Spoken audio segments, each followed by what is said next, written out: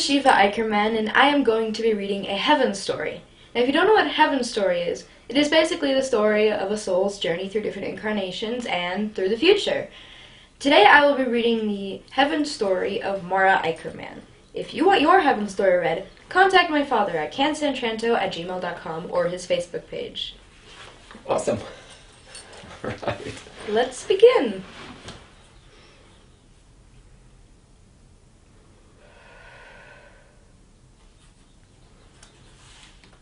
There once was a time before the white man roamed the land and the natives lived in peace.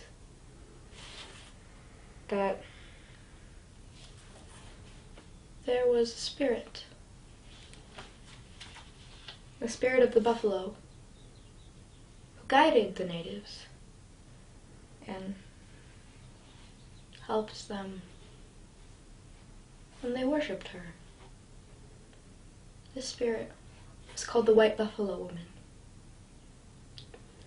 and she was an advocator of peace, prosperity, happiness. And as the white men came and took their land, the White Buffalo Woman seemed to fade away. But she was never gone. She was waiting until the day when people would see her again and recognize her for who she was. And one day, there was born a little girl with long coal-black hair and eyes like stars.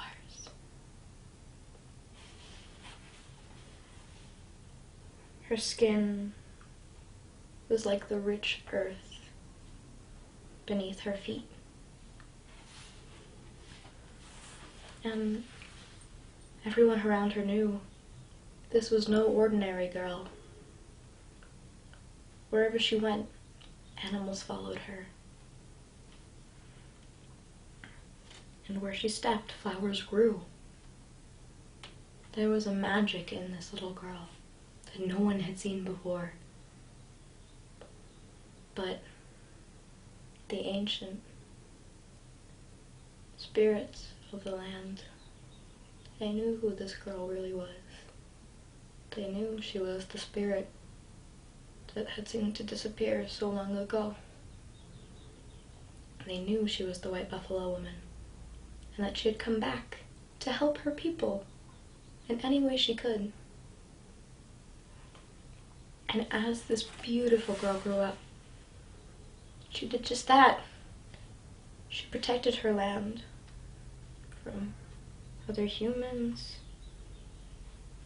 natural threats, anything that could hurt her precious people.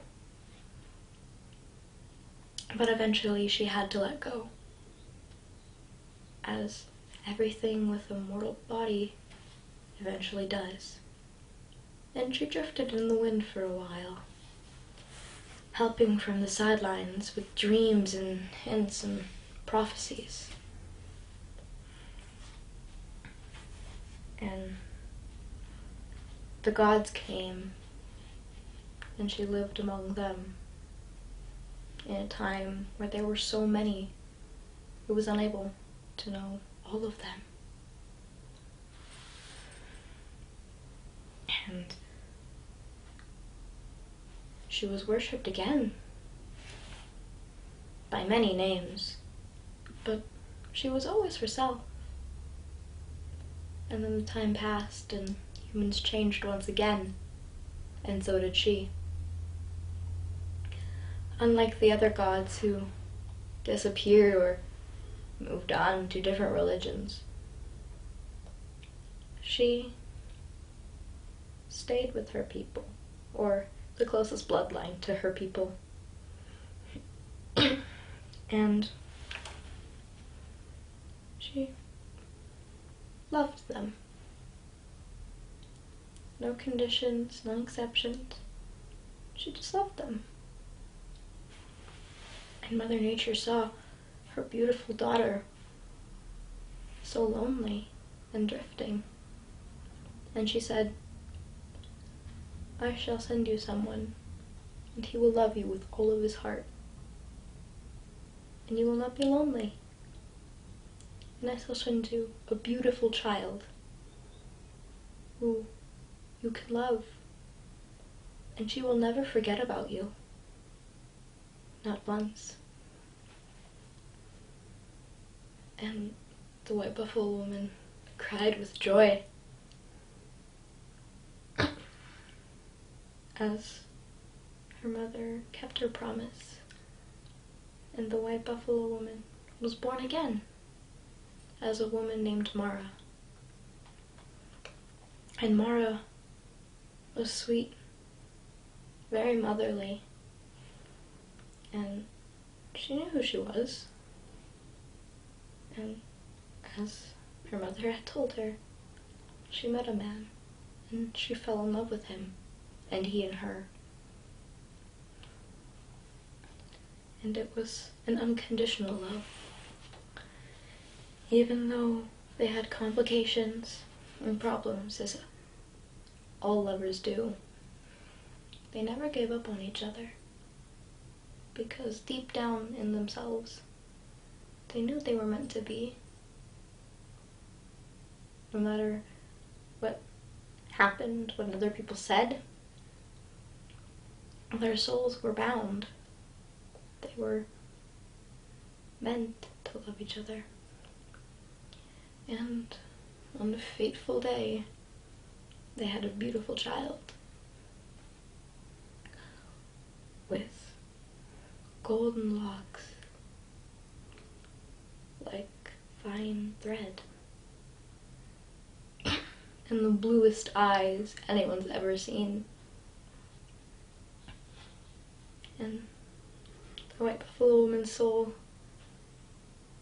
expanded and wrapped its arms around the whole world, because she wasn't alone. These people, they wouldn't drift away from her. They would never forget her. They were unending. They were always here for her, for anyone around them. And finally, after many years of drifting and changing and learning and protecting, the white buffalo woman was at peace.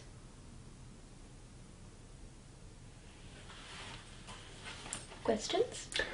It's just a simple question. How is MaRa's